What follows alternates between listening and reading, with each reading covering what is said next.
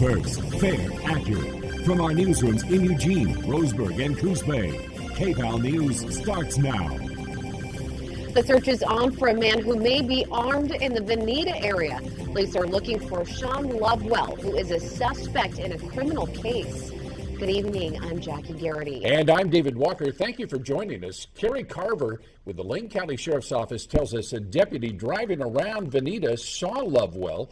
KVAL's Kristen Goodwillie is in Veneta tonight for us. And deputies believe that is where Lovewell is. Kristen.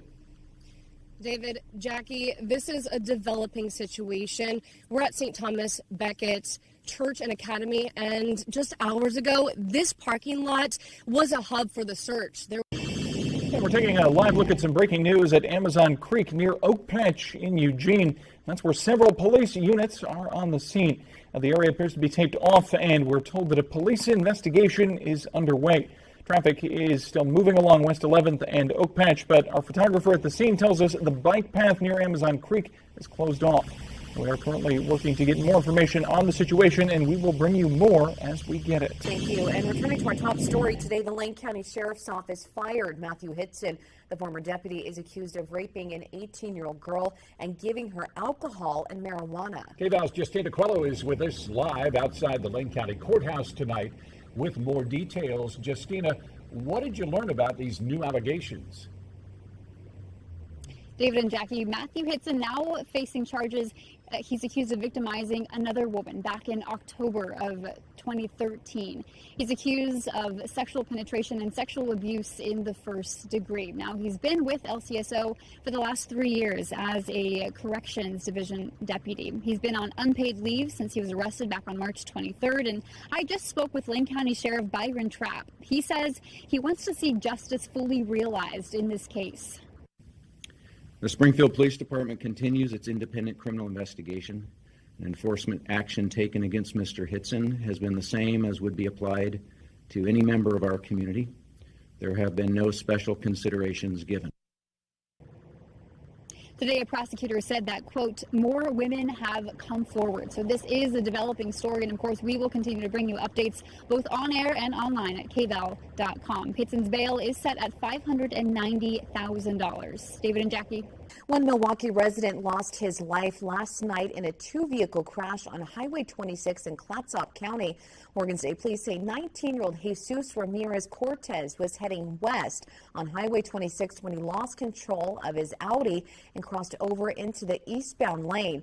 As he crashed his vehicle into an oncoming Jeep. OSP says Ramirez Cortez died at the scene from his injuries. The driver of the Jeep is identified as 63-year-old Sylvia Kearns from Vancouver. Her injuries are unknown at this time. Officials say alcohol is being considered as a contributing factor to the crash. A live look from Capitol Hill tonight, where Facebook's chief executive began 2 days of hearings before Congress. Good evening. I'm Jackie Garrity. David Walker is off tonight. Thanks for joining us. Mark Zuckerberg faces a grilling on why the company failed to protect the private information of millions of users. Earlier today, Zuckerberg faced a mob of photographers as he took his seat before Congress.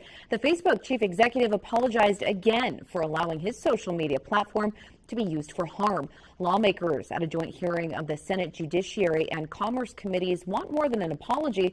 They're looking for solutions after Facebook allowed user information to get into the hands of British consulting firm Cambridge Analytica. I think it's pretty much impossible, I believe, to start a company in your dorm room and then grow it to be at the scale that we're at now without making some mistakes. Zuckerberg says he's hiring thousands of more people to work on Facebook security, but on Capitol Hill, some lawmakers are threatening outside oversight. Coming up on KVAL News at 6, we will have a live report from D.C. on Zuckerberg's first day of testifying. The Oregon football team had a wish for the next leader of the program, and athletic director Rob Mullins granted it by permanently naming Mario Cristobal the Ducks' new head football coach. Good evening. I'm Jackie Garrity. David Walker is off tonight. Thanks for joining us. During the regular season, Cristobal served as the co-offensive coordinator and offensive line coach for the Ducks. Today, he is officially the 34th head coach to lead the Oregon football program. KVAL Sports Director Sky Muller joins us live in the studio breaking down this new hire. Now, Sky, how does this hire impact the team going forward? Well, Jackie, in the short term, this can be seen as a home run hire because it should keep the staff intact and a lot of those recruits from one of the best recruiting classes in school history intact. We'll see how that goes moving forward. But today, the football players got their wish, as offensive lineman Shane Lemieux put it. And for more on the Ducks' new hire, let's going to toss it out to KVAL's Preston Highfield, who joins us live. Preston?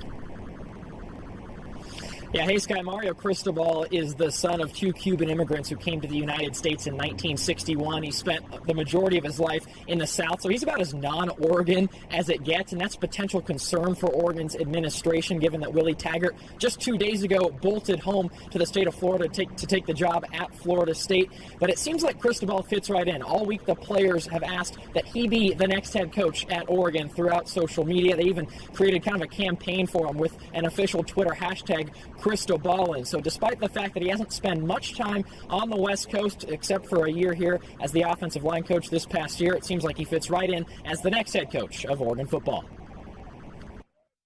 I know a couple things that transcend geography in every way, shape, and form, and that's being honest, working hard, and caring. And you could put me down in American Samoa, okay, send me back to Miami, ship me to Australia, and that's not going to change. And that transcends any and all geographical barriers. And Cristobal certainly is loved and well respected by his players. We talked to Brady Breeze earlier in the day, who said that everyone on the roster loves Coach Cristobal. And coming up in sports, we'll talk a little bit about that Twitter campaign and what Cristobal thinks about that and what he has to say about what he plans to do as Oregon's next head coach. Live outside the Hatfield-Dowling complex, I'm Preston Highfield. Sky, let's go back to you. Actually, someone came in. It was her 58th birthday. She actually got us 58 cans of tuna. She said that anyone with a birthday in April should come on by, donate. Again, we have 30 minutes, and we have Sky. He really likes the large cans, apparently. 6 pounds, 12 ounces. It's like a child. I've done 1,000. Feed a lot of people. Feed a lot of people. Tonight on KVAL News at 5, the University of Oregon aims to build the nicest track and field facility in the world. What students at the school are saying about the new Hayward Field. If you plan to take your family fishing with warm weather on the way, we'll tell you why you might want to go somewhere other than the McKenzie River. And a program aimed at helping low-income residents in Lane County find better health coverage is moving into its next phase. Join us right here for KVAL News at 5.